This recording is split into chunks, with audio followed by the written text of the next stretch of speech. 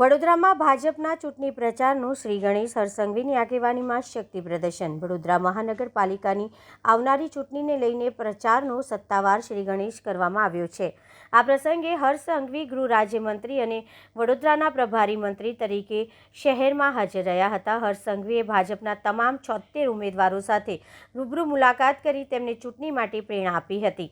આ દરમિયાન ભારતીય જનતા પાર્ટીના ઉમેદવાર સાથે મળી પંચનિષ્ઠાની શપથ લેવડાવવામાં આવી હતી। ગુજરાત વિધાનસભાના મુખ્ય દંડક સહિત ભાજપના દિગ્ગજ નેતાઓની હાજરીમાં આ કાર્યક્રમ યોજાયો હતો, જ્યાંથી ચૂંટણી પ્રચારનો ભવ્ય પ્રારંભ થયો હતો। હર્ષસંઘવી શહેરના વિવિધ 3 ચૂંટણી કાર્યાલયોની મુલાકાત માટે પણ નીકળ્યા હતા। તેઓએ બૂથ સ્તરના કાર્યકરો સાથે સંવાદ કરી ચૂંટણી પ્રચારનો વધુ અસરકારક બનાવવા માર્ગદર્શન આપ્યું હતું। આ સાથે વડોદરા શહેરમાં ચૂંટણી પ્રચારને લઈને રાજકીય ગરમાવો વધુ તેજ બન્યો છે અને આગામી દિવસોમાં તમામ પક્ષો દ્વારા પ્રચાર પ્રસાર વધુ ઝડપથી આગળ વધારવામાં આવશે। ગુજરાતની જનતા અને ભારતીય જનતા પાર્ટી એ દુનિયાનો સૌથી મોટો સંયુક્ત પરિવાર છે।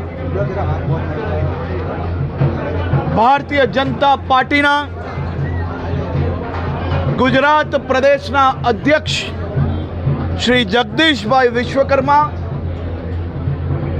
ગુજરાતના મુખ્યમંત્રી શ્રી ભૂપેન્દ્રભાઈ પટેલ અને ગુજરાતની જનતા સૌ સાથે મળીને ગુજરાતના હિતમાં, ગુજરાતના નાગરિકોના હિતમાં આ વર્ષે 2026ની સ્થાનિક સ્વરાજ્યની ચૂંટણીમાં એક નવો ઇતિહાસ રચવા માટે ગુજરાતના નાગરિકોએ મૂડ બનાવી લીધો છે અને તે જ દર્શાવે છે જે પ્રકારે કાલે વહેલી સવારથી ગુજરાતના તમામ જિલ્લાઓમાં ભારતીય જનતા પાર્ટીના ઉમેદવારોને ગુજરાતના સૌ નાગરિકોએ ખભે બેસાડીને આવનારા 5 વર્ષ માટે સેવા કરવા માટે ફોર્મ ભરાવવા માટે આગળ વધ્યા।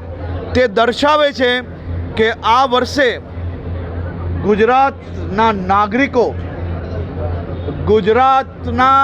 નાગરિકો અને ગુજરાત ભારતીય જનતા પાર્ટીના કાર્યકર્તાઓ સાથે મળીને એક ઇતિહાસ બનાવશે અને જેમને ગુજરાત માટે નફરત છે, જેમને ગુજરાતના નાગરિકો મૂર્ખ દેખાય છે, એવા સૌ લોકોને એક પછી એક જિલ્લામાં ગુજરાતના નાગરિકો એનો સફાયો કરશે।